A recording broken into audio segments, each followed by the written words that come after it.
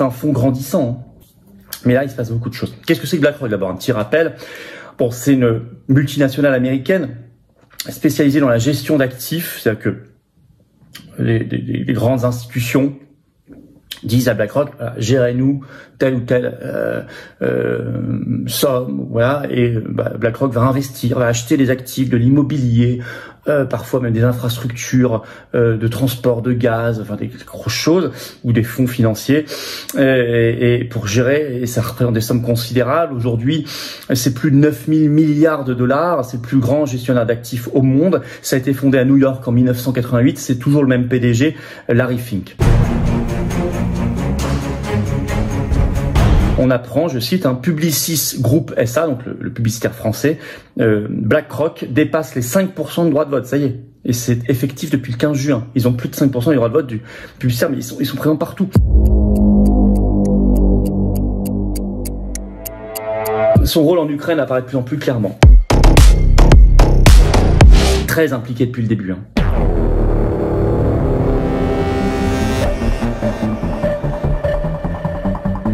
Financial Times, 19 juin, sort un article, une info, le titre « BlackRock et JP Morgan vont aider l'Ukraine via la création d'une banque de reconstruction ».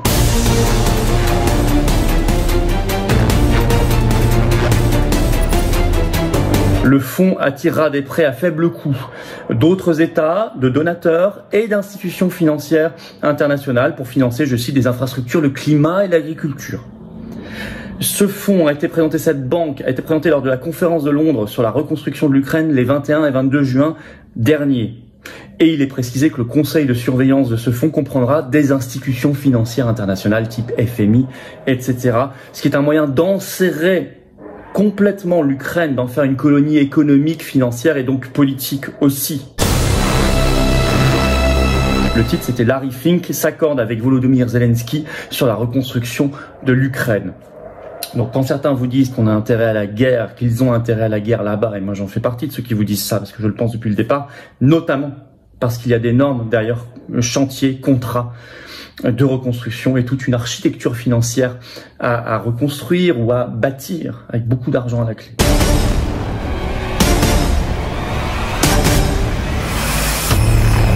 Le titre BlackRock à l'affût d'une ou deux opérations importantes en France. Et dans le domaine de la transition énergétique.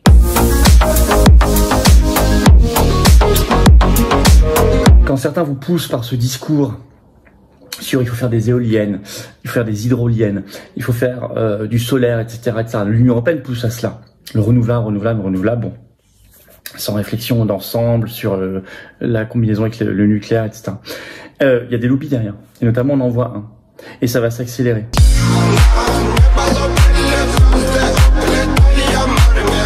Mais là, on en vient au plus lourd de ces dernières révélations, c'est les terribles aveux d'un cadre de BlackRock.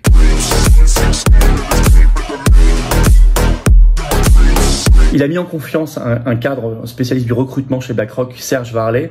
Il l'a suivi sur plusieurs semaines, ce qui fait qu'on voit plusieurs tranches de caméras cachées. Il l'a mis en confiance, en fait.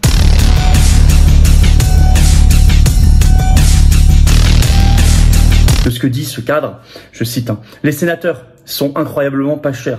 Vous avez 10 000 $, vous pouvez acheter un sénateur.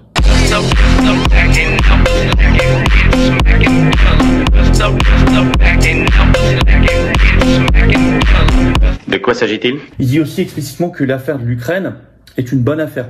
En quoi consiste cette expérience? Je vais citer l'extrait. L'Ukraine est bonne pour les affaires, vous le savez, n'est-ce pas? Dit-il. La Russie fait exploser les silos à grains de l'Ukraine et le prix du blé va devenir fou. L'économie ukrainienne et le marché du blé. Le prix du pain augmente, c'est fantastique si vous faites du commerce. La volatilité crée des opportunités de profit. Je vais prévenir les autres. Chez eux, donc, BlackRock, ils ne veulent pas être dans l'actualité, dit-il. Ils ne veulent pas que les gens en parlent, ils ne veulent pas être n'importe où dans le radar. Je soupçonne que c'est probablement parce qu'il est plus facile de faire des choses quand les gens n'y pensent pas. Vous avez bien entendu, hein, et ce que je dis est public, il n'y a rien de secret.